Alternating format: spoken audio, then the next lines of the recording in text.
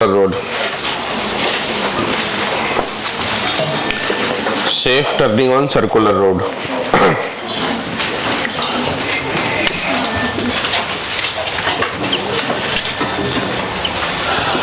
अगर road circular हो, safe turning लेना हो,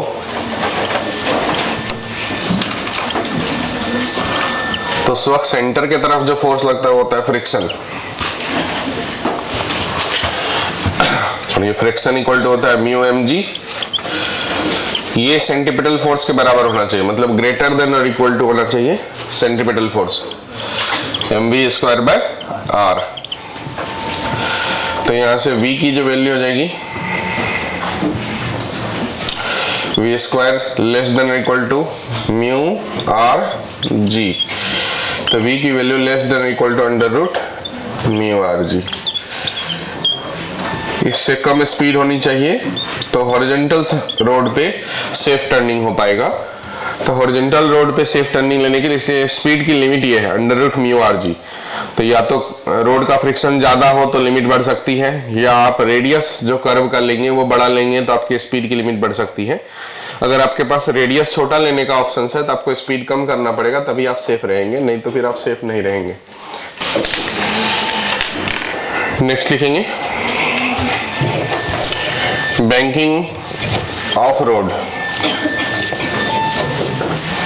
for safe turning. Banking of road for safe turning.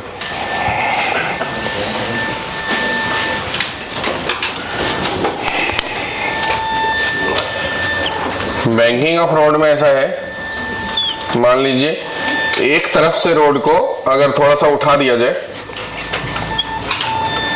तो इसे कहते हैं बैंकिंग ऑफ रोड, और ये वाला एंगल को कहते हैं बैंकिंग एंगल। अक्सर हाईवे में किया जाता है।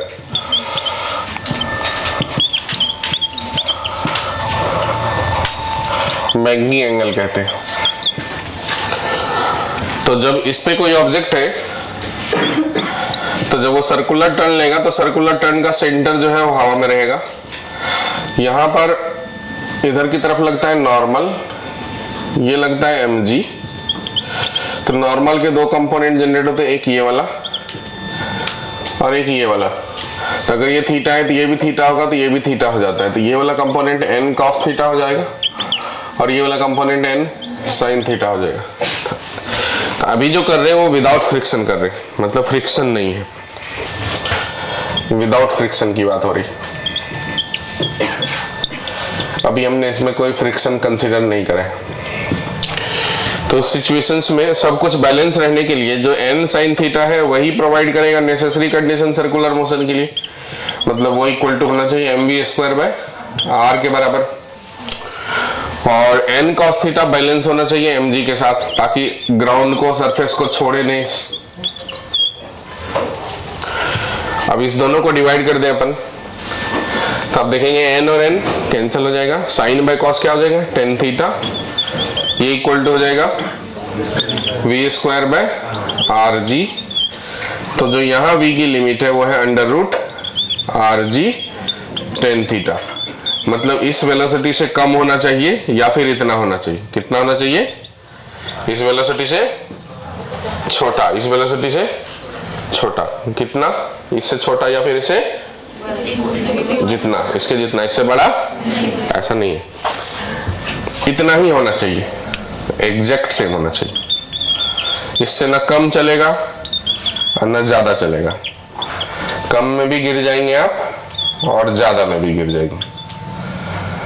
क्यों? क्योंकि इसमें फ्रिक्शन हमने कंसीडर ही नहीं करे ना। तो ये विदाउट फ्रिक्शन वाला जो केस है इसमें ज्यादा भी नहीं चलेगा और कम भी नहीं चलेगा। ठीक है, अगर कम स्पीड हो जाए तो नीचे की तरफ स्लाइड हो जाएंगे, और अगर ज्यादा स्पीड हो जाए तो ऊपर की तरफ स्लाइड हो जाएंगे। रेंज क्रिएट करने के लिए फ्रिक्शन की जरूरत है, बिना फ्रिक्शन का एक रेंज क्रिएट नहीं होगा। तो विदाउट फ्रिक्शन में यही एग्जैक्ट वेलोसिटी चाहिए under root R G tan theta, ना इससे ज्यादा ना ही कम।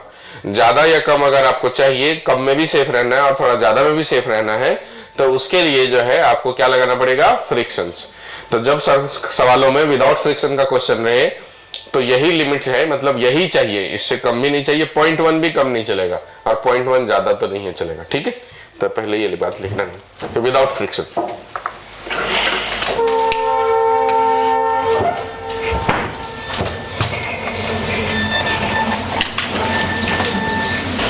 विदाउट फ्रिक्शन में under root R G tan theta.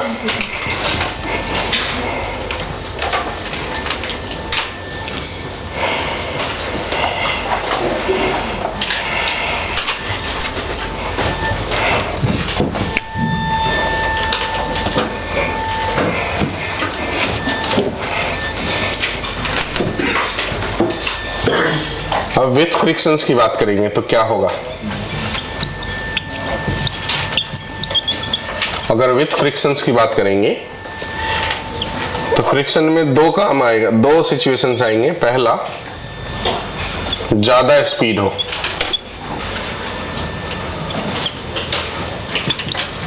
Speed बड़ा हो तो क्या होगा। अगर स्पीड बड़ा हो तो इस सिचुएशंस में फ्रिक्शन जो लगेगा वो इधर की तरफ लगेगा। ये फ्री बॉडी डायग्राम पहले से ही है। एम जी ये वाला कंपोनेंट n cos थीटा और ये वाला कंपोनेंट n sin थीटा। तो इसमें फ्रिक्शन ज्यादा स्पीड होगा तो किधर स्पीड करेगा, ऊपर की तरफ, और कम स्पीड होगा तो नीचे की तरफ। तो मैंने अभी वो कंडीशन ले रहा हूं जब स्पीड जो है वो मैक्सिमम हो, ज्यादा हो, तो उस सिचुएशन में फ्रिक्शन नीचे की तरफ लगेगी। बैलेंस रखने के लिए फ्रिक्शन ज्यादा रहेगी तो मतलब फ्रिक्शन इधर की तरफ रहेगी तो ये एंगल थीटा हो जाएगा। अगर ये थीटा है तो फ्रिक्शन का ये कंपोनेंट और क्रिएट हो जाएगा और वो हो जाएगा एफ कॉस थीटा। तो जो नेट सेंटीपिटल फोर्स है वो दो फोर्स मिलके क्रिएट कर रहा है। कौन कौन सा, N sine theta plus friction cos theta plus friction cos theta, और ये होना चाहिए M V square by R के बराबर। फ्रिक्शन को म्यू इंटू एन लिख देता हूं, मतलब इसे लिख दूंगा मैं N sine theta plus mu into N cos theta equal to M V square by R. ठीक है।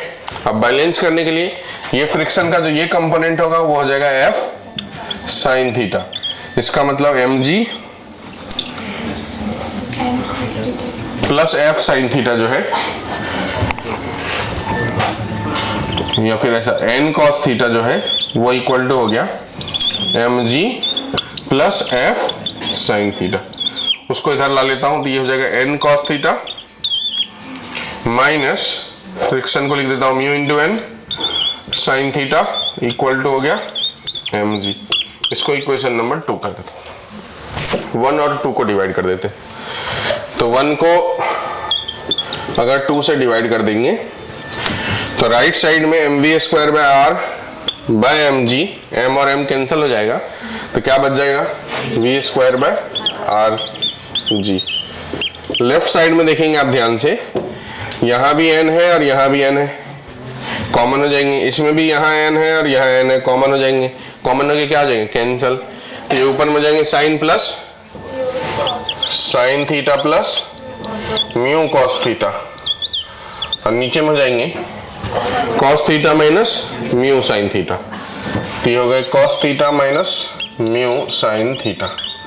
तो यहां से जो v की वैल्यू आएगी, मतलब v की मैक्सिमम लिमिट, ज्यादा वैल्यू है ना ये, तो v की जो वैल्यू हो जाएगी वो ज्यादा से ज्यादा कितनी होनी चाहिए, मतलब ऐसा है लेस देन और equal to under root R G sine theta plus mu cos theta by cos theta minus mu sine theta. ये हो गए मैक्सिमम वैल्यू v का। बना दीजिए।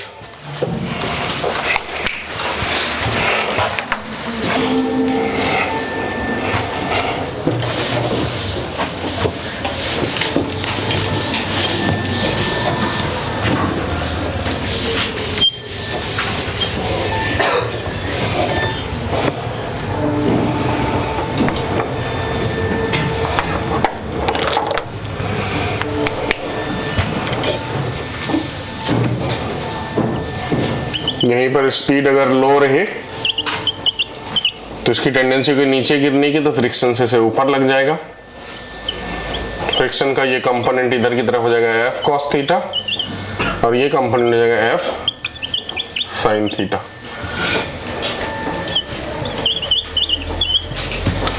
इस केस में हो जाएंगे n sine theta minus f cos theta की वैल्यू mv²/r, जिसे लिखेंगे n sine theta minus mu n cos theta equal to mv²/r, equation number 1। और दूसरा हो जाएगा n cos theta plus f sine theta equal to mg, equation number 2। और इसे divide करेंगे तो फिर से f को म्यू इंटू n लिखेंगे, n कॉमन लेके कैंसिल कर देंगे, तो हो जाएगा sine theta minus mu cos theta by cos theta plus mu sine theta equal to v²/rg। तो v की जो वैल्यू होगी वो ग्रेटर देन इक्वल टू यहाँ आ जाएगा rg sign theta minus mu cos theta by cos theta plus mu sine theta.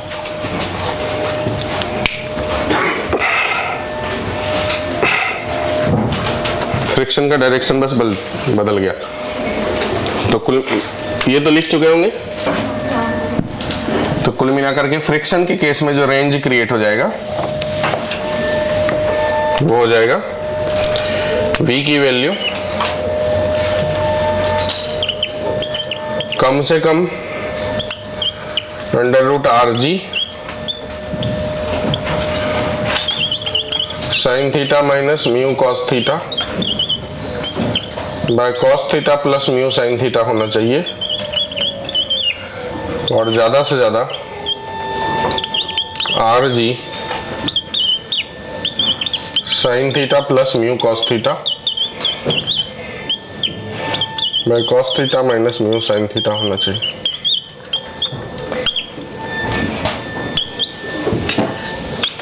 In case of friction ये range हो गया। तो आपको बस ये रेंज ही ध्यान रखना है।